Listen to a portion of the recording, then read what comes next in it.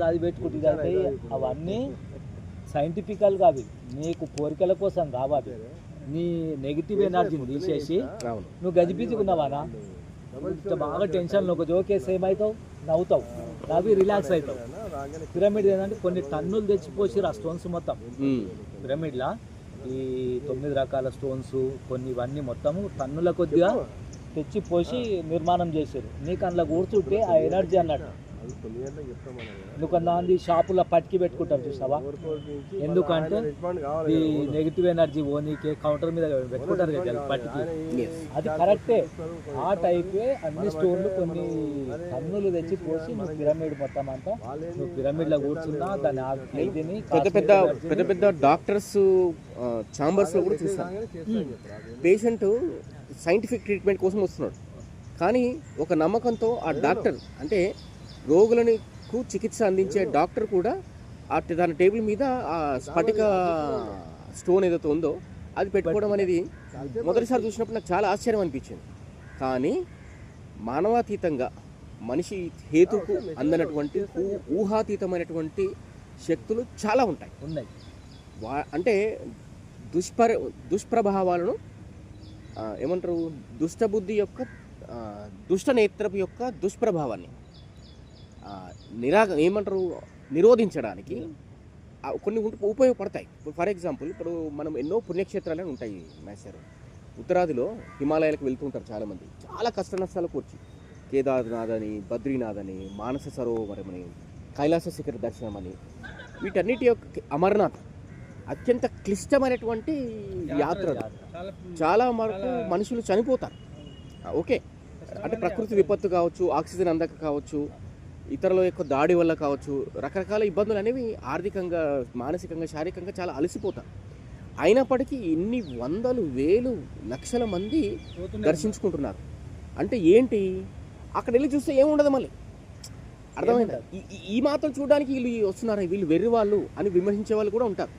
కానీ ఆ క్షేత్రం యొక్క, ఆ ప్రదేశం యొక్క ప్రాశస్త్యం, ఒక సానుకూల శక్తి అనేది అక్కడ కేంద్రీకృతమై ఉంటుంది.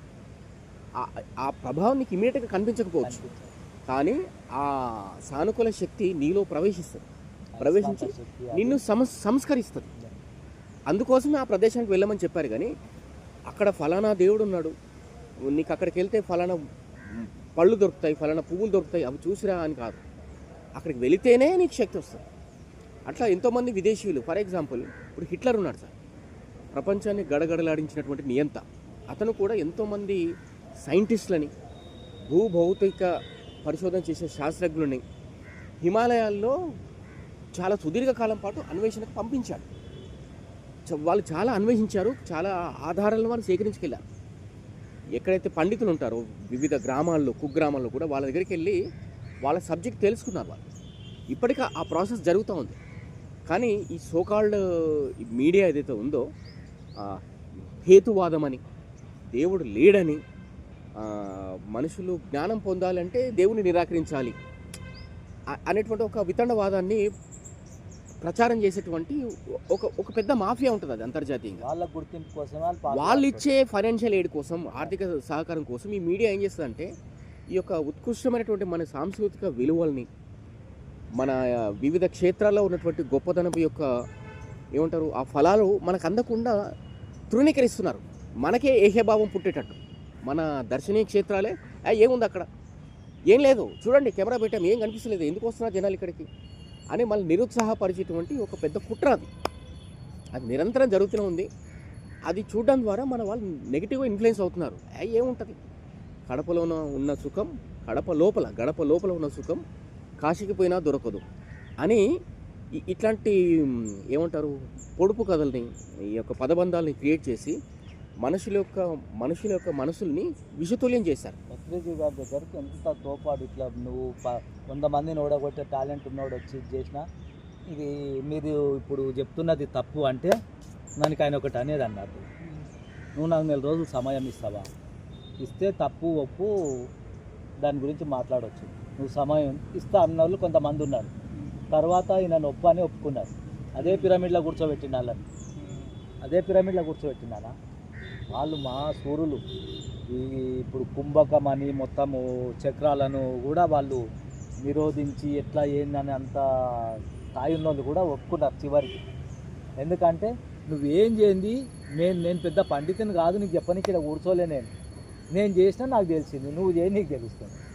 నేను గురువుని కాదు, నేను తెలుసుకొని నాకు నీదైనా, నువ్వు తెలుసుకొని నీకు నువ్వు గురువుగా. ఎవరితో నేను బాధించలే, ఆయన ఎవరితో బాధించలే. సమస్త శక్తియుక్తులు మనిషి శరీరంలోనే ఉంటాయి. నువ్వు ధ్యానం చేస్తే నువ్వు వాటిని తర్వాత ఉత్తేజితం చేసుకోవాలని చెప్పాడు గురువు గారు. అంతే తప్ప ఎవ్వడు తోపులేడు అనే చెప్పిండు. నేను కాదు, నువ్వు కాదు, ఎవ్వరు కాదు. నిన్ను నువ్వు తెలుసుకొని నన్ను నేను తెలుసుకుంటా. That's it. ఇప్పుడు సీడీ ప్లేయర్ ఉంటుంది కదా సార్, సీడీ ప్లేయర్ అది తిప్పుతూ ఉంటుంది కదా, అట్లాంటి చక్రాలు బాడీలో ప్రతి చోట ఉంటాయి. అవి కూడా వద్దన్నాడు ఆయన. అవి ఎందుకంటే నువ్వు అభౌతిక మనిషికి కనిపించవు. అదే అవి ఎందుకు నీకు? ఇప్పుడు అవి ఉన్నవి కరెక్టే, అవి పనులు చేస్తే అన్నిది. అవి ఎందుకు నీకు? అదే శ్వాస మీద ధ్యాస వల్ల అవన్నీ ఉత్తేజితం. డ్రైవింగే రాదు, బెంచ్ కార్ ఎందుకు మీకు? అవును, మీకు డ్రైవింగే రాదు, ఇప్పుడు నీకు బెంచ్ కార్ ఎందుకు? నువ్వు డ్రైవింగ్ నేర్చుకో అంటే నేను బెంచ్ కార్ తెచ్చి ఇంటి ముందర పెట్టుకుంటా, కవర్ కప్తా, అందరు చూసి అబ్బా బెంచ్ కార్. నువ్వు దాన్ని ఆస్వాదించలేకపోతే, నువ్వు నడపలేకుంటే నీకెందుకు ఆ బెంచ్ కారు? అంటే సామాన్య జనులకి ఇవన్నీ అర్థం కాదు కాబట్టి చెప్పింది focus on your respiratory system. ముందు శ్వాస మీద ఫోకస్ చేయి, నిదానంగా అన్నీ అర్థమవుతాయి. ఇవి బిగినింగ్లోనే అన్నీ అర్థం కావు. అది గురుగారు చెప్పింది. ఆయన ఒకటే చెప్పిండు, నేను కూడా ఏం చెప్పా, నేను తెలుసుకొని ఇక్కడ కూర్చున్నా. నువ్వు నా కాళ్ళు ఎందుకు మొక్కుతున్నావు? ఆయన వెంకయ్యనాయుడు మొక్కిండు, రోజు పెద్ద పెద్ద అంత వచ్చి, ఇప్పుడు ఈయన చిన్నజీయర్స్ అంటారు మై ఓం రామేశ్వరరావు అందరు నేను లేస్తాడు, మళ్ళీ మొక్కుతాడు ఆయన. నువ్వు ఆ ఊడ్చేటోళ్ళు డ్రైనేజ్ వాళ్ళు వచ్చి ఇప్పుడు గురువుగారు కాళ్ళు